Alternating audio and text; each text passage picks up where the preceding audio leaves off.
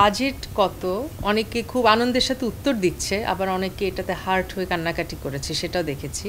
খাওয়া-দাওয়া, ঘোরা। ছোটবেলার এই ঈদ ছিল অনেক, অনেক, অনেক বেশি আনন্দের।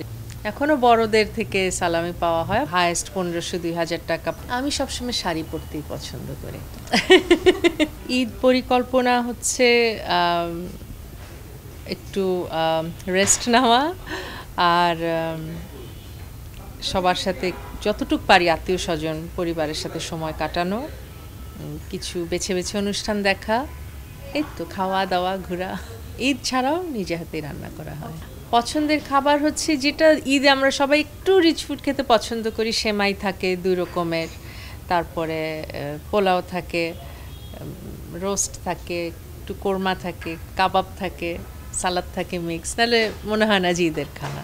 আমি মিস করি সময় মিস করি। অনেক সময় ছিল একদিনে অনেক জায়গায় ঘোরা যেত। এখন একটা কোথাও যেতে গেলেই মানে যানজটের কারণে অনেক জায়গায় যাওয়া যায় না, অনেকের সাথে দেখা করা যায় না।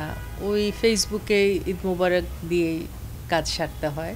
কিন্তু ছোটবেলার এই ঈদ ছিল অনেক, অনেক, অনেক বেশি আনন্দের। এটা এখনকার ঈদের সাথে এটার তুলনাই হয় না।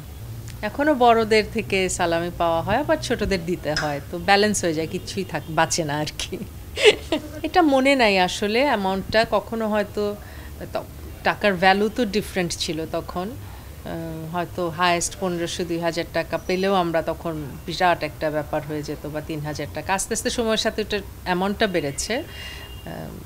আর আমার ভাই বোন টাকা জমাতো, আমি টাকা জমাতাম না। আমি আবার কেনাকাটায় সেটা শেষ করে দিতাম। আমার বোন আমার মায়ের কাছে টাকা জমা দিত, আর আমি উল্টা যদি কিছু মানে রাউন্ড ফিগার হওয়া থেকে কয়েকশো টাকা বাকি থাকতো, ওটা উল্টা মায়ের থেকে নিয়ে ওটা ভরে আমার সবসময় একটু বেশি ওই মনে হতো একটু জামা কিনি, একটু ম্যাচিং একটা ড্রেস কিনি, একটা জুতা কিনে, এই জিনিসটা ছিল।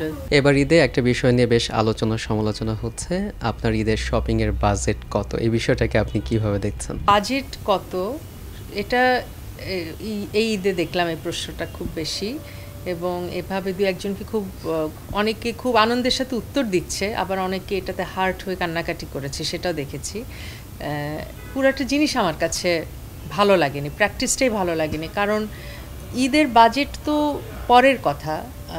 একদম যদি আপনি কমন কার্টিসি বলেন, কারো বয়স জিজ্ঞেস করা, কারো স্যালারি জিজ্ঞেস করা, সে কতটুকু আর্ন করে বা তার সংসারে কত খরচ হয়, এই বিষয়গুলো কিন্তু আমাদের কমন কার্টিসির মধ্যে পড়ে। এই প্রশ্নগুলো আপনি আসলে একজন মানুষকে করতে পারেন না, স্পেশালি সোশ্যাল মিডিয়াতে একেবারেই না।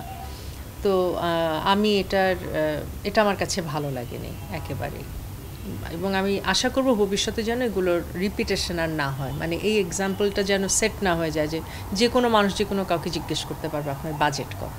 আমি সবসময় শাড়ি পরতেই পছন্দ করি।